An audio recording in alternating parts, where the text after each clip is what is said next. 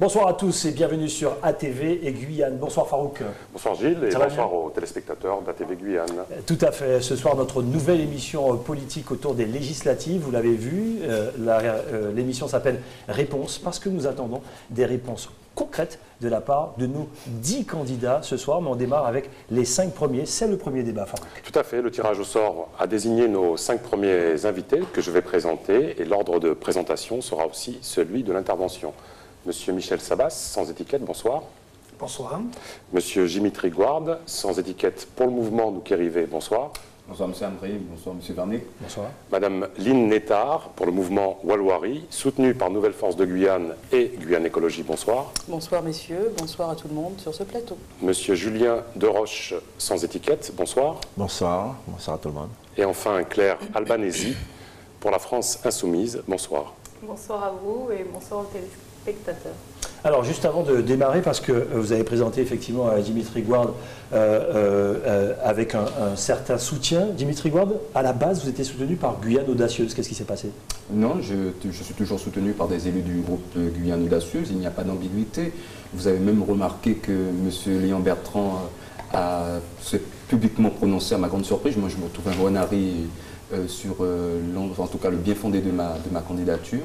Et il y a d'autres élus encore sur le territoire qui se prononceront dans quelques jours. Très bien, vous voulez avoir ce point-là, un peu d'éclairage. Ma première question pour les 5 candidats. Quel regard portez-vous sur les mouvements sociaux? La rue a parlé, mais est-ce que vous avez entendu la rue ou comment vous avez entendu la rue? La première question pour Claire Albanesi. Claire Albanesi, c'était le tirage au sort comme ça. Alors la rue, on l'a entendu puisqu'on y était. On y était parce que ici les inégalités sont criantes, les retards structurels, les besoins en termes de santé, d'éducation, de sécurité sont criards. Donc oui, on l'a entendu. La Guyane Insoumise s'est mobilisée à ce moment-là. On était en préparation du premier tour des élections présidentielles et donc on se sentait vraiment porté par le mouvement. Et on avait l'impression de voir se réaliser, on avait l'impression que la Guyane était à l'avant-garde de la 6e République, en fait, qu'on appelait de nos voeux lors de cette élection présidentielle. Michel Sabas, qu'est-ce que vous avez entendu? Oui, moi j'ai entendu un cri qui venait de très très loin et il semblerait que la population a voulu montrer qu'elle avait une conscience beaucoup plus élevée que celle que les élus ne pouvaient à ce jour croire. Et elle était vraiment en écho avec leur réalité, leur misère et leur espoir. Les revendications étaient fortes, le mot déterminé a été employé dans plusieurs cas de figure. Et aujourd'hui, la grande crainte, c'est qu'effectivement, cette détermination soit perdue par, je dirais, des instances politiques, le gouvernement, et également nouvellement installé. Laissons-lui le temps de s'installer, mais nous craignons que ça parte un peu en fumée. On y reviendra sûrement. Julien Desroches. Oui, donc avant de répondre quand même à votre question, le 10 juin, ce sera le premier tour des élections, l'abolition de l'esclavage. Donc je tiens quand même à rendre hommage aux valeureux combattants qui ont lutté pendant la période de l'esclavage. Je vais citer déjà Toussaint Louverture, qui a permis justement l'accélération de l'abolition de l'esclavage avec le célèbre Jean-Jacques Dessalines. Mais aussi en Guyane, nous avons les chefs Simon qui ont combattu, nous avons Gabriel, Boni, Pompé, Pagaré. Donc je tenais quand même à saluer, à faire hommage à ces valeureux combattants qui ont permis que nous soyons aujourd'hui ici. Je vois que vous connaissez bien votre histoire guyanaise. Oui, alors, pour la rue, il est vrai que quand ça a démarré, j'ai été pénalisé. Donc c'est vrai, j'étais de l'autre côté de la barrière parce que j'étais pénalisé parce que j'étais à Paris. Je devais prendre l'avion le 28 pour rentrer en Guyane. Donc l'avion a été reporté une première fois au 30. Après, ça a été reporté au 2. Et honnêtement, moi, j'étais pressé que ça s'arrête. Bon, une fois rentré le 2, là, j'ai pu rejoindre le mouvement et bon, apporter ma pierre à l'édifice.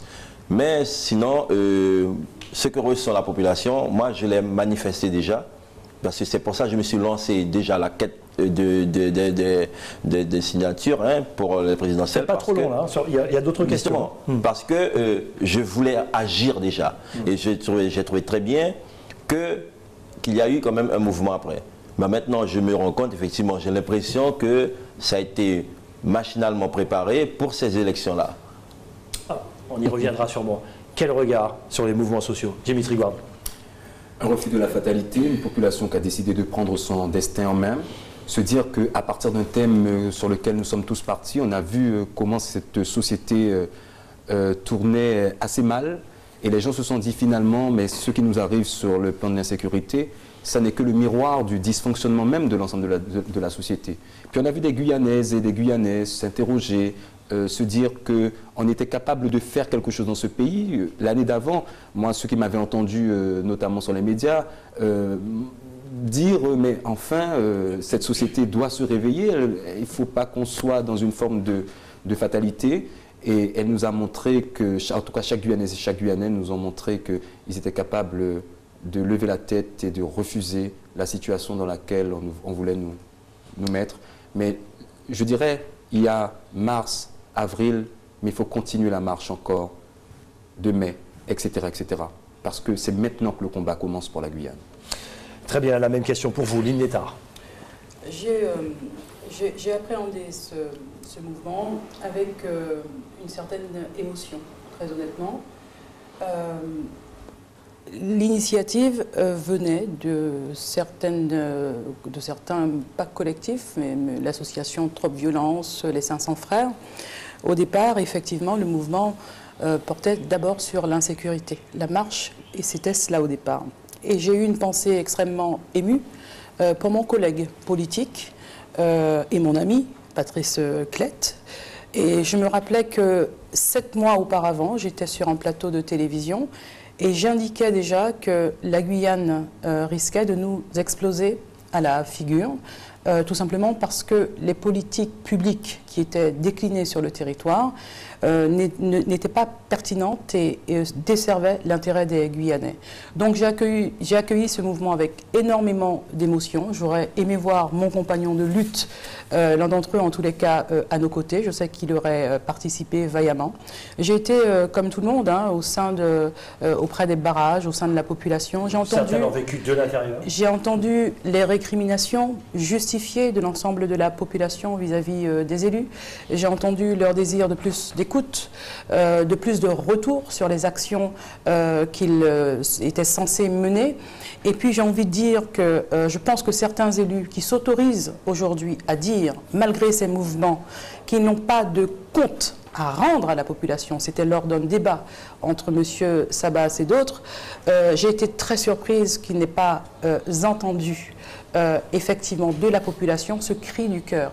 Nous vous avons élus, nous vous avons donné parole à notre place et il faut effectivement rendre des comptes. Gardez un petit peu de temps pour les autres questions. Farouk. Allez, on va chercher vraiment à vous différencier. Qui autour de cette table est adhérent d'une association? Adhérent d'une association. Association. Ah, oui.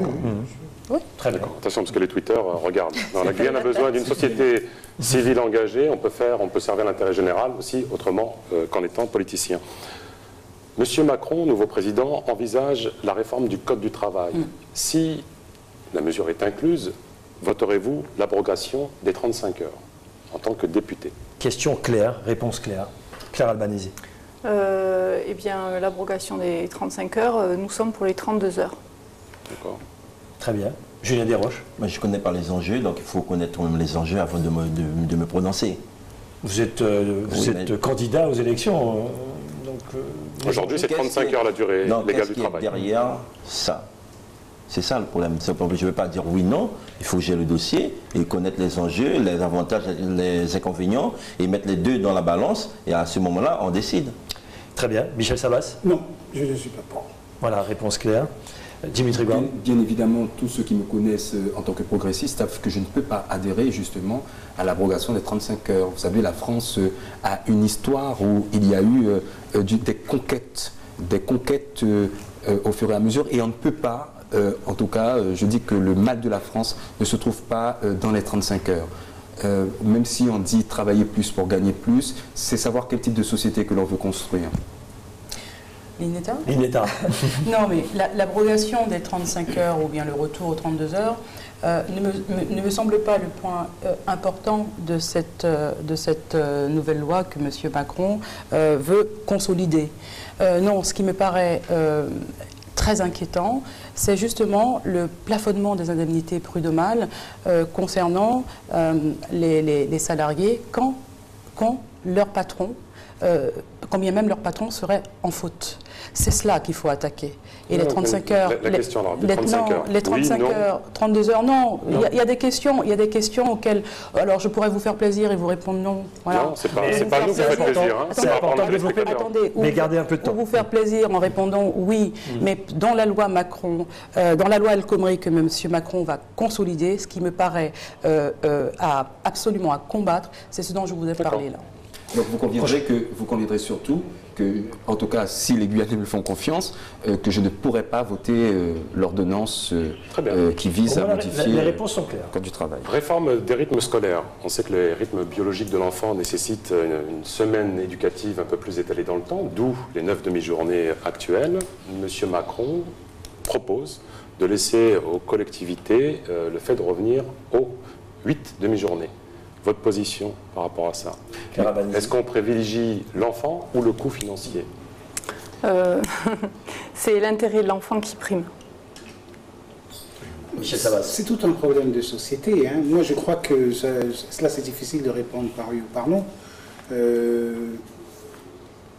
Quel challenge? Qu'est-ce qu'il y a à faire? Est-ce que privilégier le jeu va favoriser le développement de l'enfant? Est-ce que la discipline? Est-ce que...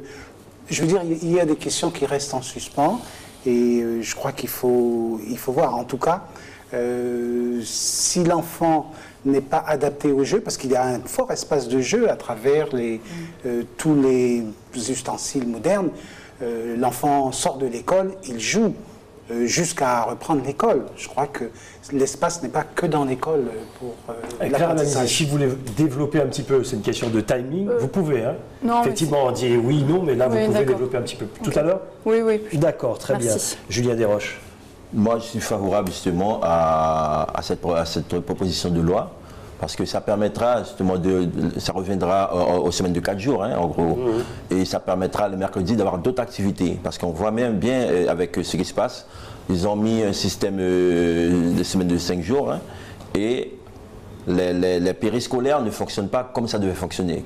Donc autant que ça soit utile pour l'enfant, parce qu'il y a des activités que les enfants perdent, c'est-à-dire les personnes qui vont au sport le mercredi, donc ils perdent. Les activités telles que même pour les catéchismes, donc ça diminue dans les autres activités des enfants. Donc je suis favorable justement à ce qu'on puisse adapter en fonction des communes. Et nous sommes bien placés en Guyane, hein, par rapport aux communes de l'intérieur qui n'ont pas le même rythme que nous. Hein. Il y a ceux qui prennent le pirogue et tout pour aller à l'école. Donc oui, je suis favorable à cette loi. Dimitri Gland. Non, je crois profondément effectivement qu'il faut tenir compte des réalités. Il y a un système qui fonctionnait très bien sur la zone de Rémière-Montjoly. On est passé à un autre système qui en plus représente un certain nombre de... Mais toutes les communes n'ont pas le même fonctionnement. Oui. Mais toutes les communes n'ont pas le même fonctionnement parce que toutes les parties et les mêmes moyens. Voilà, et toutes les parties du territoire ne sont pas en tout cas pareilles. Donc effectivement, il faut laisser aux collectivités municipales le soin d'organiser la façon dont ils mettent l'enfant. Vous êtes plutôt favorable?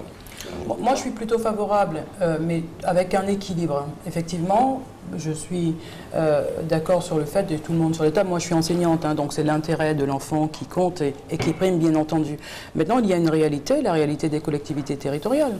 Ça revient à très cher d'organiser le périscolaire en termes de personnel mis à disposition, en termes d'associations qu'il faut fédérer autour de ce projet qui est immense. J'ai moi-même participé, donné de ma personne à l'époque en tant qu'élève qu'élu de la majorité corossienne, à ces activités périscolaires. J'ai vu la difficulté de les organiser pour qu'elles soient pertinentes pour l'enfant. Après, vous savez, vous avez ces systèmes un peu nordiques où on fait beaucoup de place aux jeux, beaucoup de place à tout ce qui n'est pas apprentissage académique et où, effectivement, le système éducatif est très bien noté et où les enfants s'épanouissent. Donc c'est une vraie... Là encore, Monsieur Farouk Amri, permettez que je vous dise, pardon, mais je dis la vérité, ce sont de vraies questions qui méritent à elles seules un vrai débat. Alors, Madame Létard, je vous explique quelque chose. Pardon. Je vous explique quelque chose. Non, mais c'est intéressant, c'est intéressant. Mais que ce soit, excusez-moi, sur ce sujet. Que ce soit sur le sujet des 35 heures, que ce soit sur le sujet des rythmes scolaires, les gens ont besoin de savoir quels députés ils vont élire à l'Assemblée et quelle va être, pour reprendre une de vos expressions, quelle va être la posture que le député guyanais va adopter vis-à-vis de ces thématiques qui sont très importantes. Voilà, je suis juste modestement le reflet des demandes des téléspectateurs. Troisième question. En plus, plus ou moins elle vous concerne. Même si vous allez me dire encore... Et je vous ferai le point sur le timing. Vous êtes en avance, bien sûr, Lynn Létard. Bon. La loi Taubira sur l'aménagement des peines. Le président Macron souhaite sa réforme et souhaite la pleine exécution des peines. Votre position par rapport à ça? Vous pouvez développer, Claire Albanesi, vous êtes en retard. Oui, j'imagine que je suis en retard. Allez-y. Là, je suis à peu près pas vraiment compétente pour répondre à cette question, pour l'instant. Voilà. Vous allez vous rattraper sur l'affaire? Je me rattraperai, oui, j'espère bien.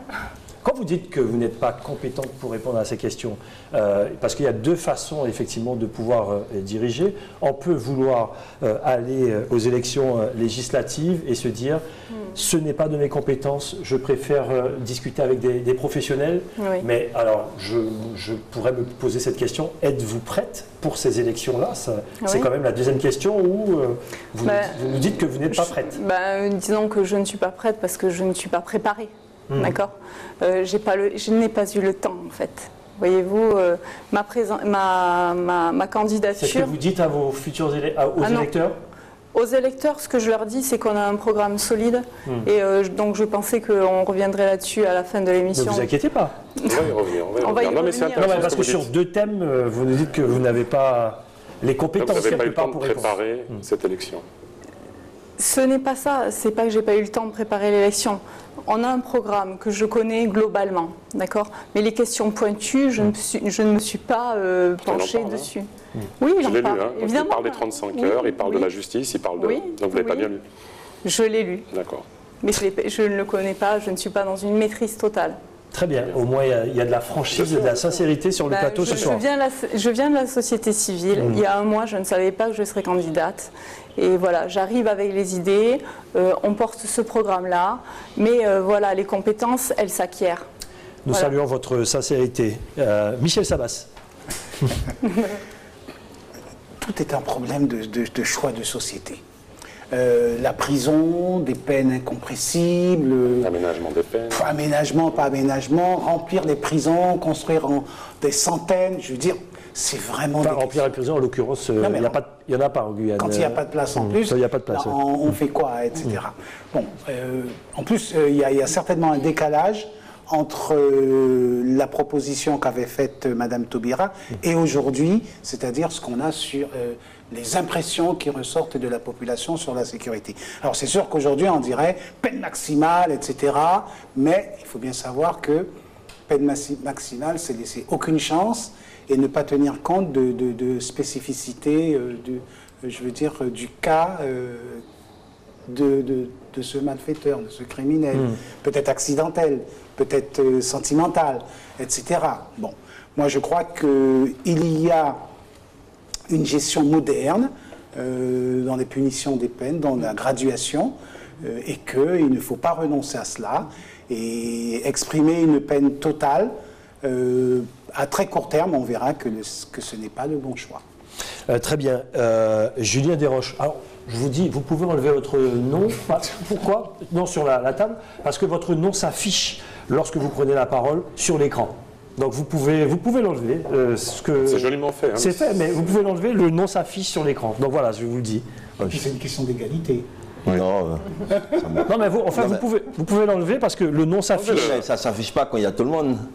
Mais on ne le voit pas. je parle. Quand il y a tout le monde, on ne le voit pas. Voilà, c'est pour vous dire. Vous pouvez vraiment l'enlever. Ça vous gêne? Oui. Un petit Non, peu. non, Moi, ça me gêne. Oui, je vous dis parce que franchement. ça vous gêne, mais pas Oui. parce que si ça vous gêne, Ouais. moi je l'enlève. Ben, Si j'avais merci sur beaucoup. les médias, Merci ça beaucoup. ne les gênait pas. Allez, Julien Desroches sur la question. Allez-y, sur la question. Donc, sur la question des prisons, des peines de prison, bon, en fait, on ne se pose pas l'arbre des causes. Pourquoi on veut aménager? Pourquoi? Est-ce que c'est parce que c'est pas, ça ne sert à rien de mettre en prison? Est-ce que c'est par rapport au coût? Donc, déjà, le pourquoi. Si c'est par rapport au coût, effectivement, la plupart du temps, c'est par rapport au coût, il n'y a pas assez de place dans Vous les êtes prisons. candidat aux législatives, vous n'avez pas la réponse? Attendez. Allez-y. Mais je n'ai pas réponse à tout.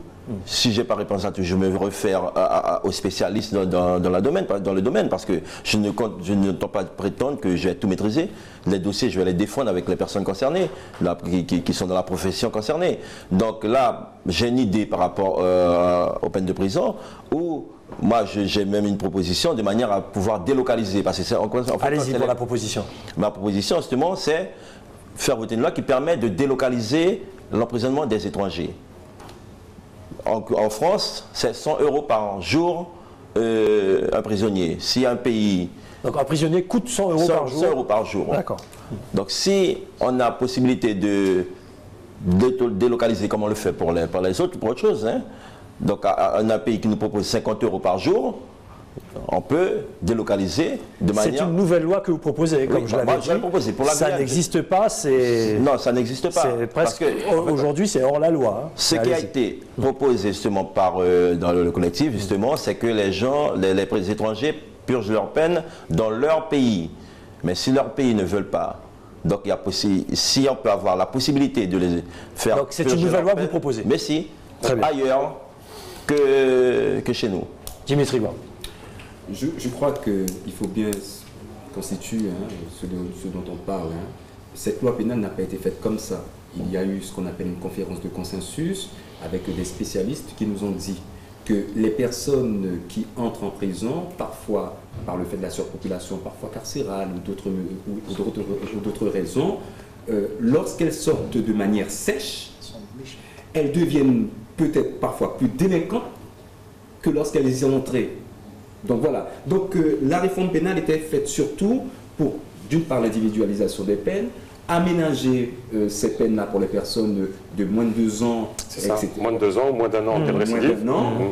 Et ensuite les réinsérer. Là où cette loi, malheureusement, a ses limites, c'est que Madame Taubira, qui a créé en même temps un certain nombre de postes de conseillers de probation, il n'y avait pas assez de postes de conseillers d'insertion et de probation. Donc, c'est une loi qui est faite sans qu'il y ait un certain nombre de mesures et de moyens qui soient capables de l'accompagner. Donc, elle Donc du devient coup, ça crée un déséquilibre pour mais vos yeux. une forme d'inefficacité. C'est-à-dire qu'on est dans une semi-efficacité. C'est un dossier, alors c'est un conseil de probation pour pratiquement 180, parfois 300 dossiers.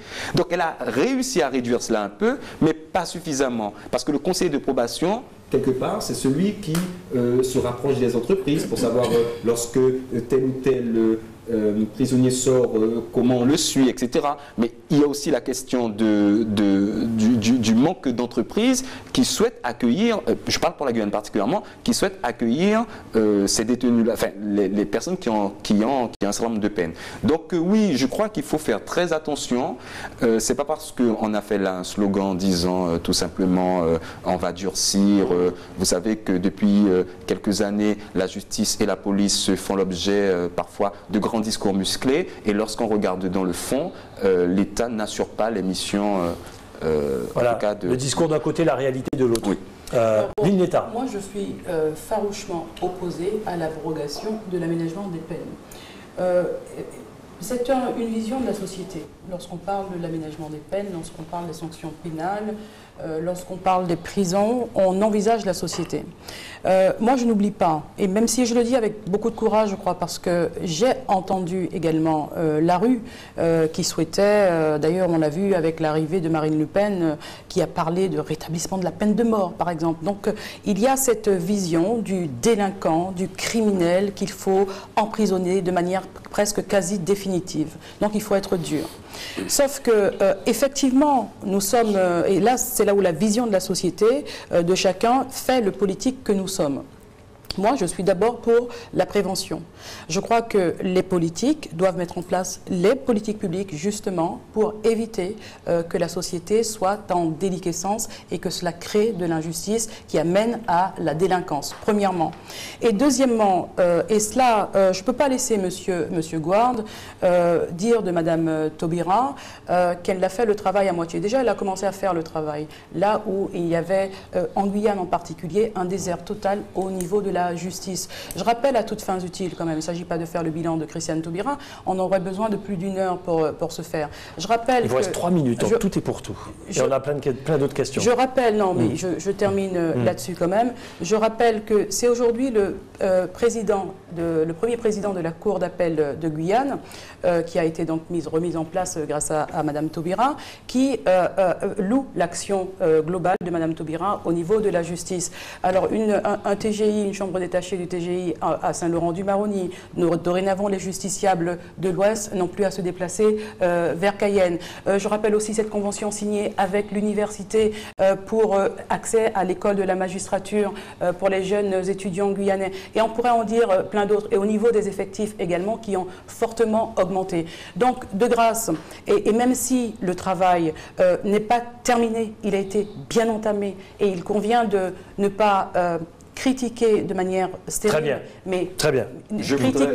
critiquer de manière stérile et presque politicienne, mais nous, sur notre territoire, considérer que ceux qui ont fait, même si ce n'est pas très bien, Lignetta, gardez du temps pour la prochaine question. Ils ont une réponse de Dimitri Gouard et vous allez prendre la parole. Madame Létard, c'est votre droit le plus absolu de défendre le gouvernement. Vous parlez de posture, moi je défends les Guyanais.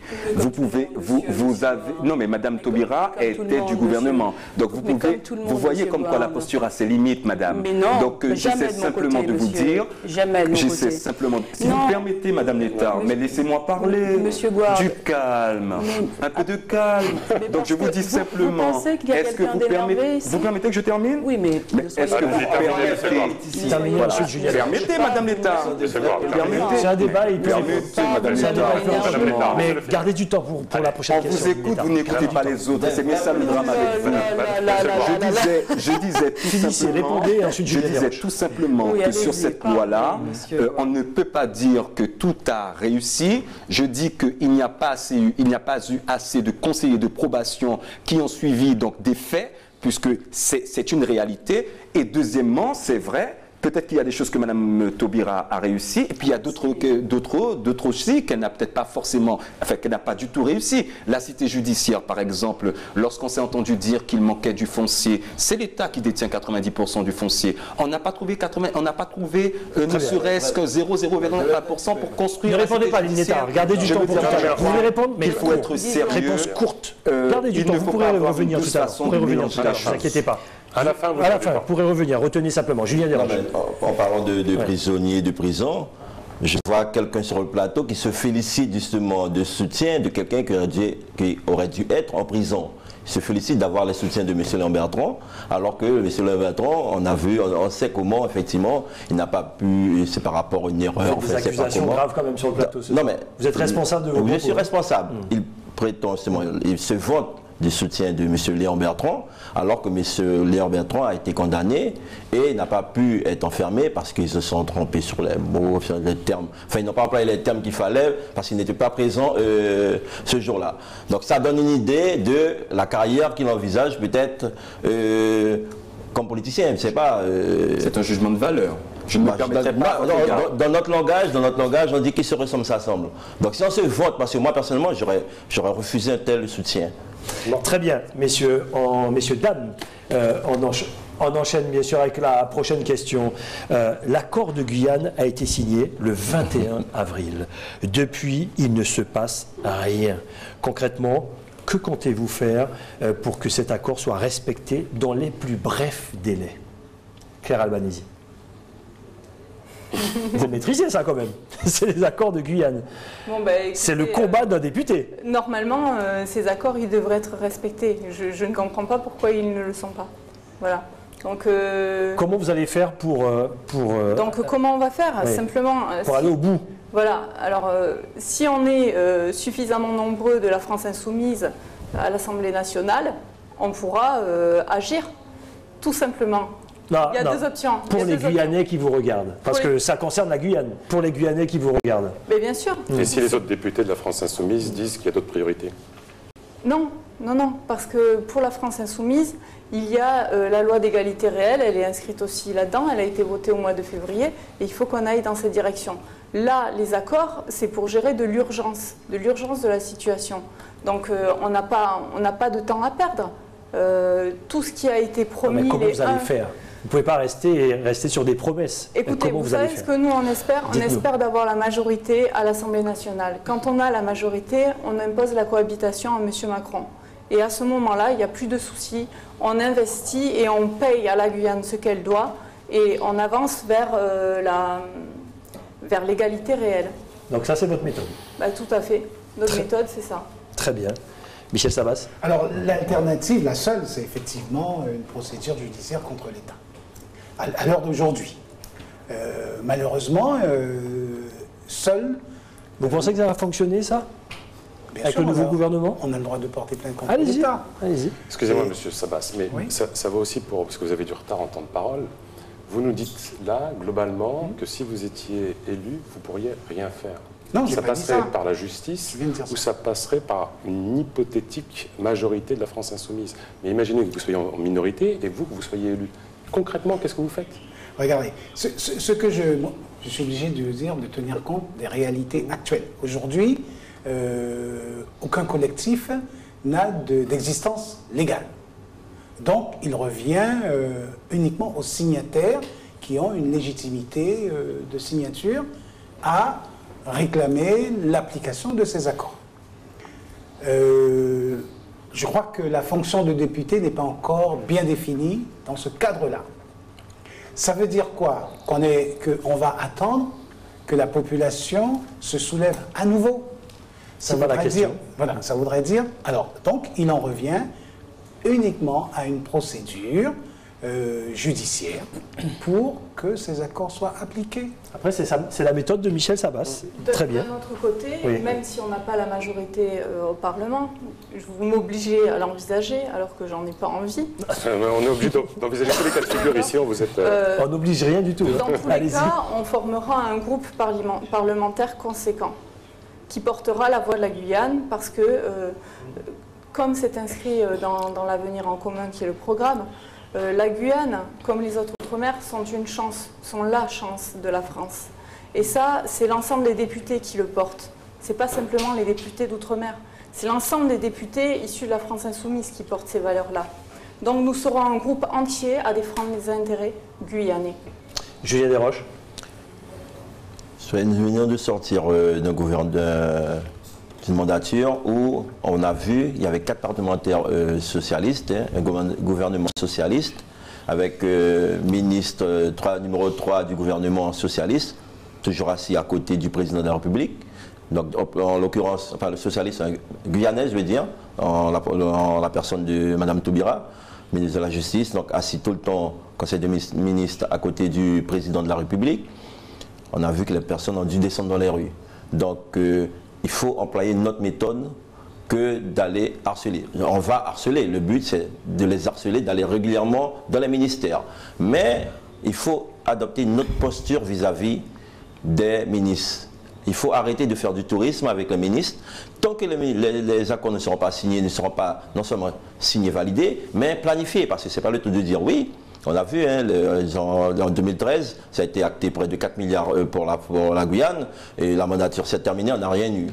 Donc il faut arrêter de faire du tourisme avec les ministres quand ils viennent en Guyane. À chaque fois qu'ils viennent, il y aura un comité d'accueil. C'est ce que moi j'ai mis en pratique. C'est ça votre posture, c'est comité d'accueil.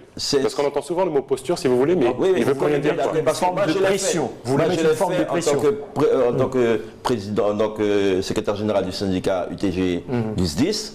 En 2012, on a fait une grève pendant la campagne de M. Sarkozy quand on est venu en Guyane. Donc votre méthode, c'est mettre la pression. La méthode, mettre la pression. Très bien. Jimmy Trigua. En tout cas, moi je prends l'engagement qu'il sera appliqué. sur un certain nombre de mesures qui nous paraissent importantes. Déjà sur les 1,86 milliard, faire en sorte que le gouvernement puisse acter un certain nombre de mesures qui ont été donc édictées dans cet accord dans la loi de finances 2018. Malheureusement, il n'y aura pas de loi de finances pour 2017, de loi de finances rectificative. Le président de la République l'a déjà dit. Le deuxième document, c'est celui de 2,1 milliards. Sur ces 2,1 milliards, je crois profondément qu'il faut lui donner une nature juridique, législative, pour nous permettre de construire ce que j'appelle un plan pluriannuel pour les investissements qui seront mis en place pour rendre, comment dirais-je, concret ce plan. Parce que si on ne le fait pas, on pourra continuer à courir de loi de finances en loi de finances sans qu'il y ait à la fois un objectif clair de l'État sur le plan, en tout cas sur le volet financier, et le résultat risquerait d'être absolument nul. Après, je vais vous dire une chose, nous avons affaire à des gouvernements qui ont toujours signé des documents avec nous et qui n'ont malheureusement jamais respecté un certain nombre de décisions. Mais nous leur disons, plus que la légitimité de ce dont on pourrait dire la rue, etc., il y a la population guyanaise qui est là et qui sait qu'à n'importe quel moment, il faudra de toute façon descendre dans les rues si cet accord, à minima, et je dis bien à minima, 1,086, 2,1 milliards, si à minima, ça n'est pas rendu concret par le gouvernement. Très bien, Dimitri Gourde. Lynn Nettard. Oui, enfin, moi, le gouvernement qui est menacé par la rue, vous savez, je n'y crois pas. Je crois qu'il ne faut pas prendre l'habitude de cela. Et j'ai envie de dire aux personnes qui prétendent pouvoir les représenter la Guyane, de ne pas à chaque fois mettre en avant cette arme que serait la manifestation populaire et la rue. On peut se détacher du peuple. Hein. Il y a... Vous m'interrompez maintenant, monsieur Gouard? Allez-y, finissez. Tout autant que vous le faites, madame Nettard. Allez, on y va, on continue, monsieur Gouard. Soyons adultes et montrons-nous à la hauteur de ce que les auditeurs et ce que les électeurs souhaitent de notre part. Nous avons donc, c'est en temporalité qu'il faut faire les choses. Nous avons donc, c'est 1,086. Nous avons ensuite les 2,100, ça fait à peu près 3,100. Bien. Dans la première... Enfin, nous avons, il faut se battre. Oui, sur papier. Mais on est d'accord, mais je crois que tout le monde est d'accord sur le fait qu'il faille se battre. Oui, non, c'est vous qui me faites perdre du temps là. Allez-y. Il faut se battre, bien sûr. Mais se battre comment il faut bien connaître les réalités à la fois de l'Assemblée nationale, mais aussi du gouvernement et des cabinets ministériels. Lorsqu'on parle de posture également, la posture consiste à dire la vérité. La vérité, c'est que tout ne se jouera pas au sein de l'Assemblée nationale, puisque effectivement, M. Macron l'a annoncé, il n'y aura pas de loi rectificative des finances. Donc, il y a donc à aller au ministère concerné et aller faire du lobbying avec les collègues du groupe ultramarin avec qui nous avons les mêmes, je parle des 1,86, 0,86 déjà. Ensuite, il y a cette deuxième étape, l'étape des 2 milliards 100. Et je l'ai dit la dernière fois dans un autre débat, il y a cette loi égalité réelle.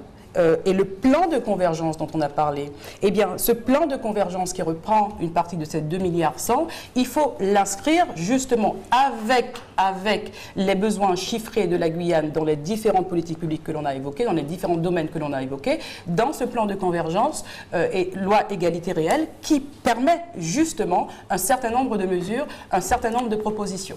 Et très bien, merci Lynn. Et s'il refuse? Non, s'il refuse, c'est ça. Non, mais elle ne peut pas répondre, elle dépasse tout le monde sur le timing. Parce qu'on elle ne peut pas répondre, elle aura besoin de... Vous pouvez l'interpeller, mais... Parce que... Allez-y. Allez-y, parce que c'est pas la peine il n'y a pas forcément manifestation à faire. Non, je n'ai pas dit qu'il y a pas de manifestation. Non, mais elle a expliqué, elle s'est expliquée. J'ai simplement dit cette façon récurrente d'en appeler à la rue. Vous allez pouvoir vous exprimer, monsieur de Roche. Alors, juste, il reste... Attendez, la mesure du rapport entre la Guyane et la France est déséquilibrée. Ne nous mentons pas, parce qu'il faut dire la vérité, allons-y. C'est d'une platitude, tout le monde le sait, monsieur Gouard. Bon, Allez, vous pourrez y revenir. C'est d'une platitude. Chaque fois que je parle, vous êtes en France. s'il vous plaît. Je disais tous. Michel Samas, vous voulez rebondir sur les propos de Nineta? Michel Samas. Justement, on va finir. Les téléspectateurs regardent, s'il vous plaît. Monsieur Guard, vous allez pouvoir vous exprimer. Sur la dernière question, vous pourrez vous exprimer. Michel Samas, vous êtes un peu en retard. Vous voulez rebondir sur ce que vous avez entendu? Je suis certainement très en retard. Allez-y. Je veux répondre à Mme Létard. Non, mais vous allez avoir du temps. Vous qui dites ça? Monsieur Guard, vous allez avoir du temps. Madame Létard, vous allez avoir du temps. Les gens vous regardent. Merci. Allez. Michel Samas. Les Guyanais ne veulent pas de ça, de ces discutes, d'échanges politiques. Moi, je pense qu'on est dans une situation cruciale. Si la France ne s'est pas encore rendue compte, ce serait se mentir. Bien sûr. Et je crois que la France doit se rendre compte qu'elle est en train, par son manque d'écoute, elle est en train de créer le peuple guyanais. Mais moi, je n'ai pas envie de développer ce soir sur cet aspect parce que je voudrais aller dans l'hémicycle avec un esprit de dialogue. Je voudrais pas de défiance, mais de dialogue. Voilà. Mais je suis persuadé que la Guyane est une cocotte minute et qu'en dépit de ce que la France a pu jusqu'à aujourd'hui utiliser comme méthode, je crois que elle se dit pas certaine, mais elle le sait. Et moi je dis donnons cette chance à travers ces élections, que nous rentrons dans une phase de réel dialogue. Mais si ça échoue, je le dis, nous entrerons dans une autre phase. Très bien. Je serai ce député. Homme de dialogue. La France sait comment gérer la Guyane. Elle sait à quel moment ouvrir les vannes. Est-ce que vous vous contentez de ça? Vous vous contentez de ça? Non, c'est pour ça que je suis là. C'est pour ça que je suis là. Quand il dit que ça va éclater, la France sait comment nous gérer. Alors justement, les amis, Monsieur Doroche, quand ça va exploser, elle va ouvrir une petite vanne. Monsieur Doroche, jusqu'à ce qu'on puisse se contenter et se recalmer. On l'a vu, la manifestation, après ça s'est divisé, après... Très bien. On passe à la dernière question. Mais j'ai vu que quand M. Vernet vous dit très bien, vous laissez. Mme Albanesi voudrait, justement, tout ce qu'elle a entendu, peut-être rebondir. Je voudrais dire quelque chose, parce que j'ai l'impression qu'on met au centre de toute notre conversation, là, ces accords avec 3 milliards d'euros. C'est important pour la Guyane. C'est plus qu'important. C'est du rattrapage. Mais ce n'est que du rattrapage. Absolument. Ce n'est que de l'urgence. Et je pense qu'il faut voir plus loin que ça pour la Guyane. Absolument. Parce que là, on discute de choses... Il n'y a pas à discuter de ça. C'est ce que vous dites, Mme Albanesi, mais très honnêtement. Mais j'étais au char samedi soir. Mais je ne comprends pas comment on en est là. Absolument. Je ne comprends pas comment on peut avoir un... Les questions, si vous voulez, Mme Albanesi, c'est savoir comment vous, en tant que député, est-ce que la 6e République est une réponse faire quelque chose? Pour moi, la 6e République, avec le programme, c'est une réponse. Parce qu'on va régler tous les problèmes, évidemment. L'urgence, on y répond. Le problème matériel. Les problèmes matériels. Voilà. Et c'est ça le problème. Oui, je comprends. Et c'est ça le problème de la France. Laissez-la finir, laissez-la finir. Les problèmes matériels, on les règle de suite. On paye ça, on lance un plan pluriannuel d'investissement, on voit un projet à long terme, on part dans les énergies renouvelables, on part dans l'économie marine, voilà, dans l'autonomie alimentaire, l'autonomie énergétique. On va vers la 6e République avec l'autonomie. Et on a justement ce qui est inquiétant, Monsieur Doroche, ce qui est inquiétant un peu quand on vous entend souvent, c'est que vous faites du diagnostic partagé. Globalement, vous dites, oui, moi, en tant que député, je vais faire ci, je vais faire ça. Voilà. Là, il vous reste un peu de temps et vous allez dire aux téléspectateurs pourquoi moi, par exemple, électeur, je devrais voter pour vous plutôt que les autres candidats autour de cette table. Qu'est-ce qui vous différencie, Madame Claire Albanesi? Vous avez un peu plus de temps que les autres. De Madame Nineta. Ce qui nous différencie clairement.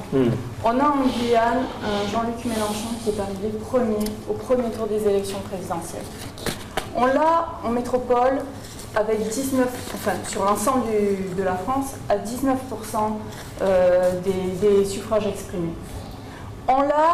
On a la possibilité, si les gens qui ont voté au premier tour des élections présidentielles pour Jean-Luc Mélenchon, Si ces gens-là votent pour les candidats de la France Insoumise au premier tour des élections législatives, on peut être présent dans 78% des circonscriptions au deuxième tour. Voilà. À partir de là, pour nous, c'est la possibilité d'avoir accès à une majorité à l'Assemblée nationale.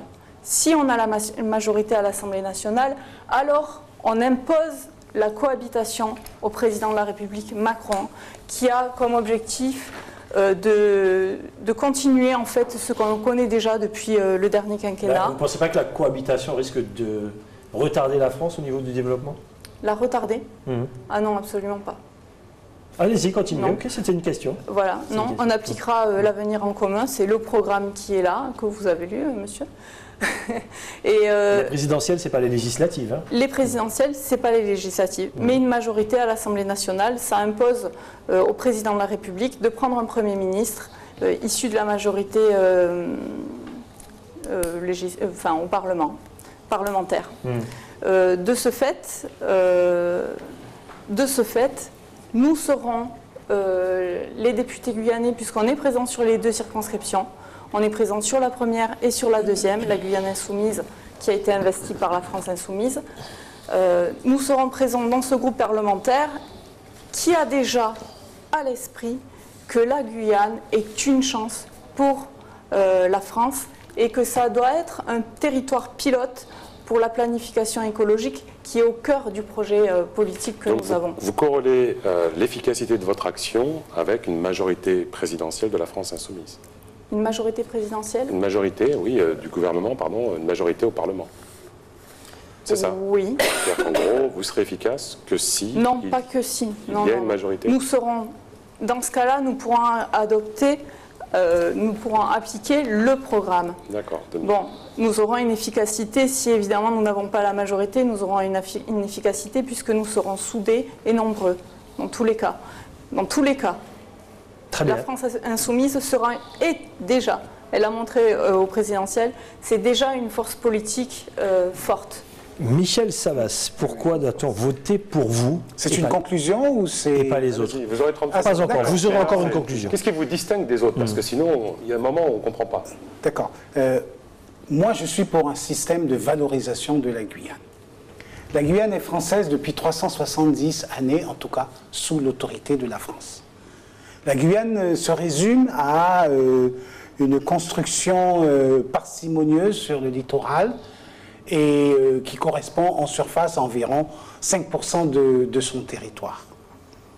C'est catastrophique. Quand je suis arrivé, moi, je cherchais la présence de la France, les monuments, ce qui montrait que la France, je n'ai pas compris. Aujourd'hui, la population évolue, nous avons des apports aussi de populations venues d'ailleurs, et la Guyane a besoin, qu'on le veuille ou non, d'infrastructures. La Guyane a besoin de création d'emplois. La Guyane a besoin de retombées de richesses issues de ses propres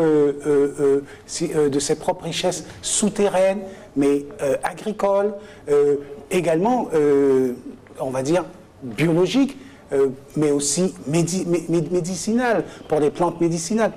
La Guyane a un panel de choix que nous ne pouvons pas passer sur la valorisation de la Guyane. Monsieur Michel Savas. Pourquoi vous vraiment? Parce que c'est pareil, ce que vous portez est globalement partagé. Non, mais ce que je porte, c'est quoi la marque Michel Savas? La marque Michel Savas, c'est la création d'emplois et la mise en valeur de la Guyane de façon équilibrée. Mais moi, j'ai Très bonne question. Moi, je suis partant sur un projet de construction d'infrastructures qui concerne la direction de la mer, c'est-à-dire avec un port. Avec quel moyen, monsieur? Nous sommes français. Non, mais nous sommes. C'est aussi un officier. C'est lorsqu'il y a une situation, il faut qu'il y ait un objectif. Non, mais vous êtes officier, moi je suis chef d'entreprise. Voilà. Donc je veux dire, moi, c'est de ma poche que j'ai mis sur la table pour avoir 1 centime au bout du compte, après avoir sué. C'est pas avec. C'est pas avec quoi? C'est pas avec une structure de l'État. c'est avec ma sueur et avec, avec mes propres risques. Je vous dis franchement, Donc, je vous félicite parce que moi, je n'aurais pas ce courage de créer une entreprise. D'accord. Pour prendre des risques, parce que j'aime pas prendre des risques, effectivement. D'accord. Vous allez vous expliquer tout à l'heure.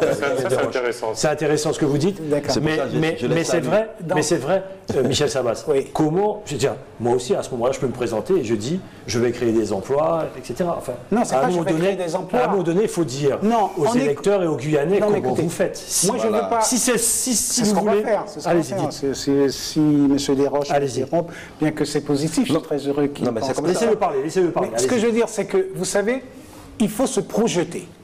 On ne peut pas dire on développe la Guyane sans dire comment. Et moi, je dis qu'effectivement, il faut une rampe de lancement.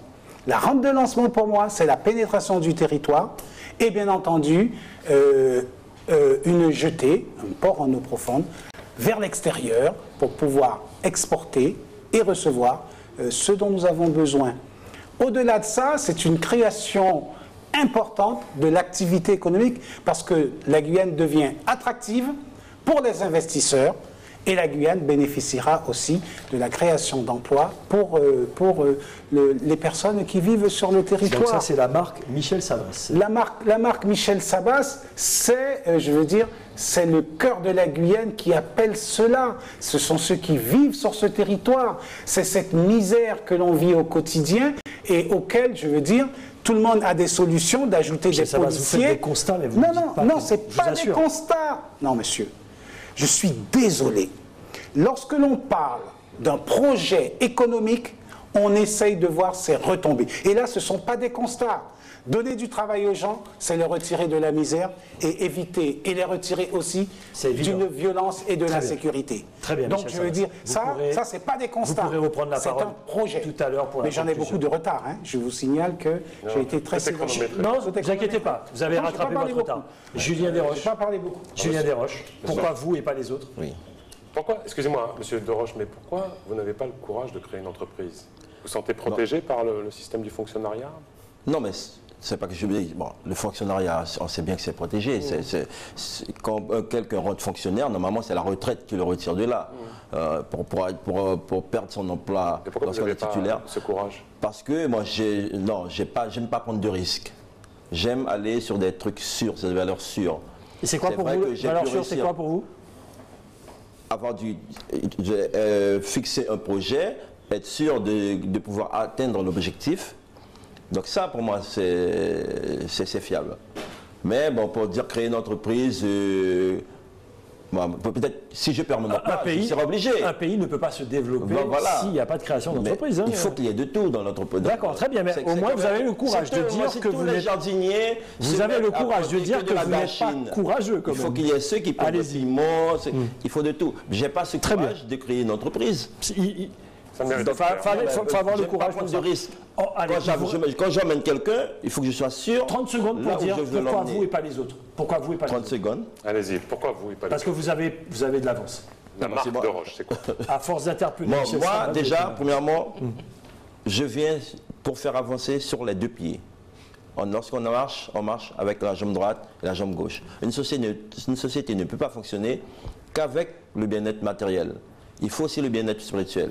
Il y a un seul pays, il y a le bouton actuellement, qui, dans ses repères, ce n'est pas le produit intérieur, le produit national brut, mais c'est le bonheur national brut. C'est d'abord le bonheur de la population qui fait voir si la population va bien. En France, c'est le contraire, c'est l'argent.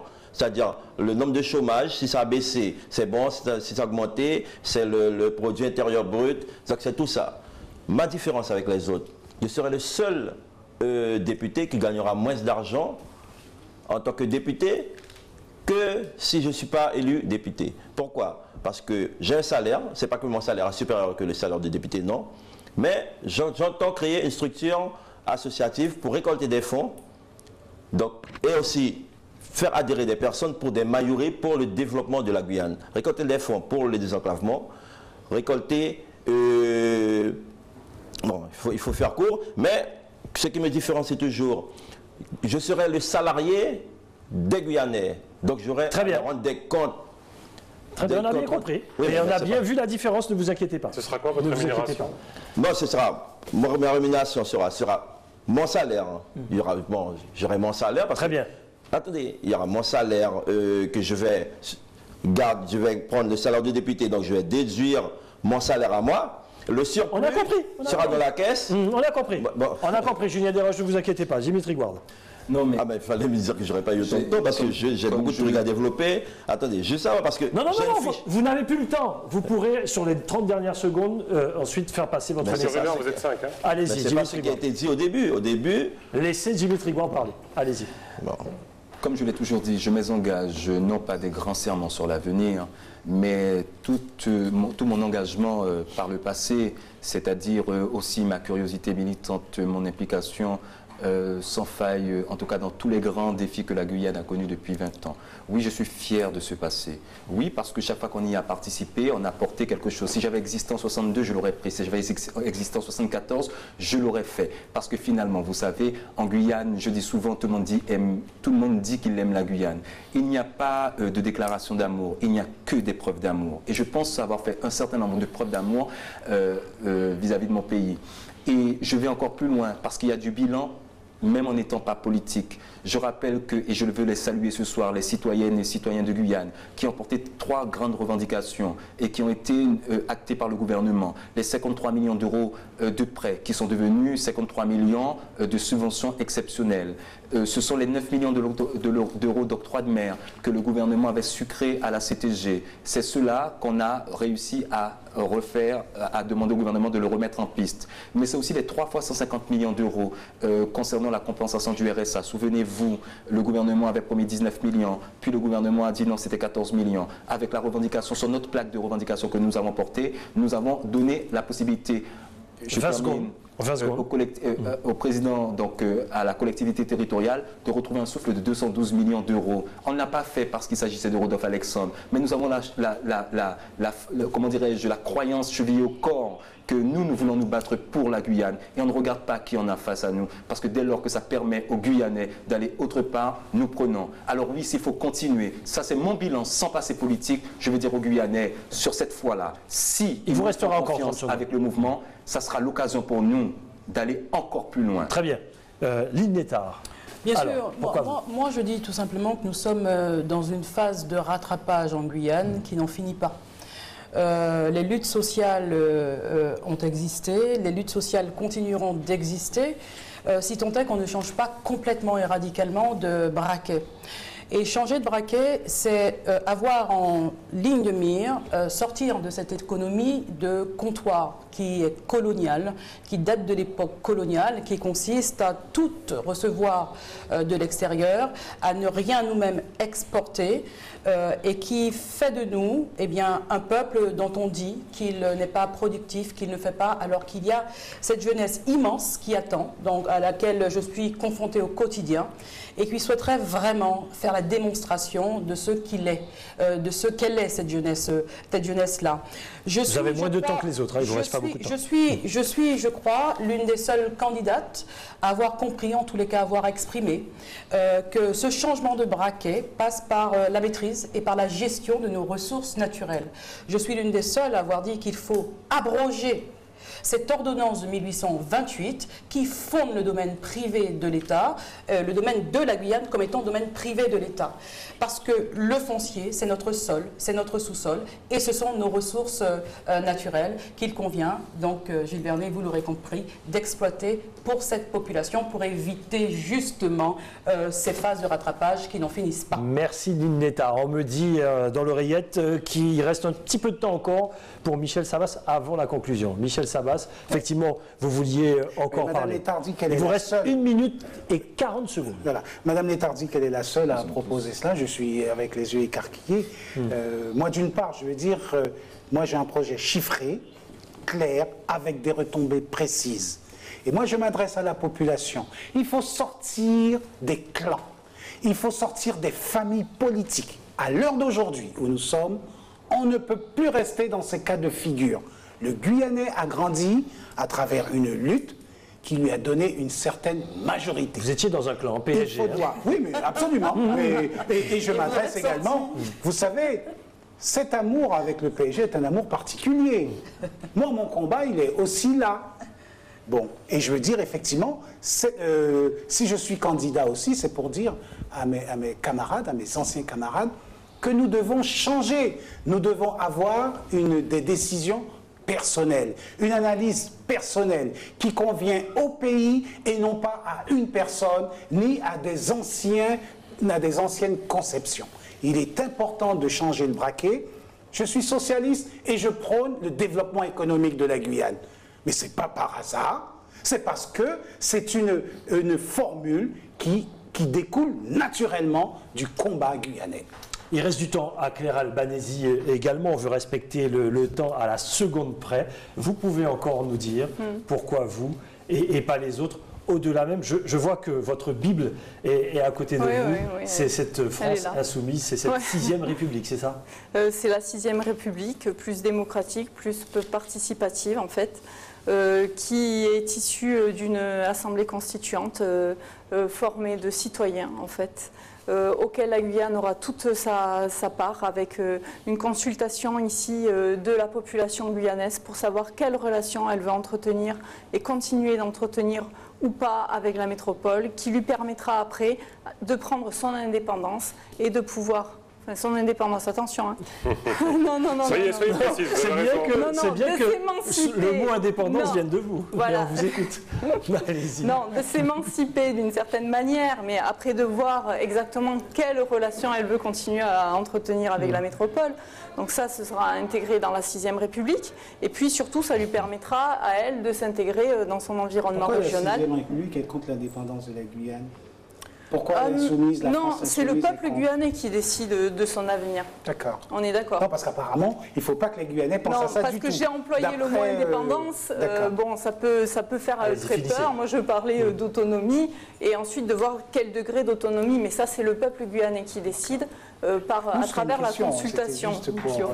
Ce que je voudrais dire par rapport à mes compétences, parce qu'on peut mettre en doute mes compétences, évidemment. Personne autour de cette table, je l'espère. Non, je n'ai pas dit que vous mettiez en doute mes compétences. D'accord, bon, très bien. J'ai dit par contre que vous m'aviez demandé tout à l'heure si j'étais prête ou pas prête à devenir députée. Bon, je ne suis pas une femme politique. Hein, je suis issue de la société civile. La politique m'intéresse énormément.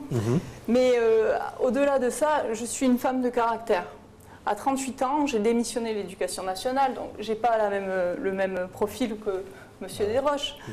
J'ai démissionné de l'éducation nationale et j'ai repris des études, j'ai commencé à zéro et à 43 ans, j'obtenais par le biais de l'OPRF et du Conservatoire national des arts et métiers mon titre d'ingénieur génie civil. Voilà. Donc quand il s'agit de se retrousser les manches et de prendre des dossiers en main, je peux déployer toute mon énergie et être très efficace. Vous faisiez aussi, donc moi j'aime ma profession. Très bien, plus belle. Très bien. Allez, vous pouvez pas, Julien Desroches, vous n'avez plus le temps. Et maintenant, la conclusion. Se termine. La conclusion. Il vous reste 30 secondes chacun. On vous demande vraiment de respecter scrupuleusement ce temps pour vous adresser à la population. Monsieur Sabas. Non, on commence par Claire Albanesi. Bon, oui, Monsieur Vernet. C'est le tirage au sort, on respecte. Claire Albanesi. D'accord. Donc, comme vous l'avez dit, notre programme, c'est l'avenir en commun. Un avenir en commun pour tous les Guyanais, avec la relation qu'il voudra conserver avec la métropole. Des valeurs d'écologie au-dessus de tout, du social, le partage des richesses. Et puis la démocratie, on l'a vu avec la 6e République. Voilà. Très bien. Merci. Non, pas de problème. Très bien. Merci. À vous, Michel Sabas. 30 secondes. Moi, je voudrais m'adresser aux habitants de la Guyane, à la population de ce pays, à ce peuple en devenir. Et je leur dis vraiment qu'il nous faut tout remettre à plat par rapport à nos sentiments, par rapport aussi au futur que nous devons construire ensemble. Et quand je parle des habitants, je m'adresse à tous ceux qui aiment ce pays, à tous ceux qui veulent le faire, et quelle que soit leur origine. Et je leur demande à tous en disant, aimez avec nous la Guyane. Mon slogan, il est simple. Vous qui vivez ici, qui habitez ici, qui vous nourrissez de ce que produit cette terre, qui enseignez à vos enfants à partir de ce territoire. 5 secondes. La Guyane est votre premier pays. Très bien. Aimez-la et faisons-la ensemble. Votez Michel Sabas le 10. Merci. Le 10 juin. Merci Michel. Et nous aurons cette route ouverte. Merci Michel Sabas. À vous Julien Desroches. La France a échoué. Il faut que les Guyanais prennent conscience que la France a échoué dans le modèle de société qu'elle a mis en place. Nous avons vu, il y a le mariage pour les homosexuels, il y a la criminalité qui augmente en Guyane. Donc la Guyane est en train de se transformer en Sodome et Gomorrhe. Moi, je propose un délai, un échéance, c'est de 30 ans, qu'on se mette ensemble, qu'on finance le développement de la Guyane pour laisser la Guyane en héritage à nos jeunes, pour qu'ils puissent bâtir un autre modèle de société conforme, je dirais, à la Nouvelle-Jérusalem. À vous Dimitri Guardet. Mundi, mon pays, vous connaissez mon courage, ma clarté, ma cohérence. Certains parlent de posture. Moi, je pense que la posture, parfois, renvoie à la démagogie parce que ça tourne la rebois à pas salicati en battrape. Moi, ce que je vous propose, c'est un état d'esprit, celui d'un homme déterminé. Déterminé. Lorsque ça ira dans notre sens, on va prendre. Lorsque ça n'ira pas dans notre sens, je me battrai comme un lion. Mais vous m'entendez, comme un lion. Pour que honneur et justice nous soient faits. Pour la restant, Mounion, nous qui arrivons lever sa pays, nous qui fait en sorte d'y rendre Timoun dit nos pays fierté. Fierté de ce que nous sommes. Fierté de ce que nous avons été, de ce que nous sommes encore et que nous serons encore. Pour le reste, je vous donne rendez-vous le 10 juin et osons tout pour la Guyane, mais tout pour notre pays, tout pour la Guyane. Et je rappelle que pour la Guyane, il n'y a pas que des déclarations d'amour, il y a surtout des preuves d'amour. Je pense en avoir fait suffisamment. Mon pays a en noalé. Merci à Dimitri Guardet. Et enfin, pour conclure, Lynn Nettard. Bien, je pourrais utiliser tout mon temps de parole à essayer effectivement, et de conclusion, à essayer effectivement de continuer de convaincre. Mais je crois que les Guyanais savent déjà qui je suis, je le dis en toute humilité. Je vais prendre 5 secondes pour dire à M. Desroches que moi, député de la Guyane, je ferai en sorte que sur ce territoire également, toutes les populations, quelles que soient leurs orientations, soient respectées. Bien. Et dire aussi aux Guyanais que la posture importe lorsque, surtout, il y a un fond. Et ce fond, Monsieur Vernet, Monsieur Farouk Amri, et à tous ceux qui sont ici, je vous le dis, aux Guyanaises et aux Guyanais, c'est tout simplement de dire à l'État et d'exiger de l'État ce qui nous revient sur ce territoire, à travers la gestion, la récupération et la maîtrise de nos ressources endogènes. Nous avons une jeunesse formidable. Je suis confrontée au quotidien avec cette jeunesse. Moi, elle me porte et j'aime à dire que c'est ma substance. Et par conséquent, je me battrai pour cette jeunesse-là. Que la rue vienne en appui, oui, mais ce n'est pas à la rue de se battre, c'est aux politiques de se battre. Et je serai une députée ferme, je serai une députée convaincue de l'intérêt non personnel, mais de la Guyane et pour les Guyanais. Merci, merci beaucoup, merci Lynn Nettard. Merci donc aux candidats, avec un débat en fait très riche. Personnel, convivial également. Donc on vous remercie. Les masques sont tombés. On vous remercie pour ça. Il avait commencé avec Michel Sabas, Dimitri Guardet, Lynn Nettard, Julien Desroches et Claire Albanesi. Merci d'avoir participé à cette émission. Réponse, bien sûr, c'est notre premier débat. Le deuxième suivra dans à peine 8 minutes, Farouk, avec 5 autres invités. Tout à fait. Les autres candidats de la première circonscription, Mme Joëlle Prévost-Madère, M. Gabriel Serville, député sortant, M. Sylvio Létard, M. Armand Achille et enfin M. Michel Coigny. Voilà, c'est comme ça qu'on se dit au revoir pour se donner rendez-vous dans à peine 10 minutes pour le deuxième débat. Passez une excellente soirée, messieurs, dames. Merci et encore. quant à vous, téléspectateurs et également auditeurs, puisque cette émission est en direct sur Radio Pays Guyane, on vous donne rendez-vous dans 10 minutes. A tout de suite.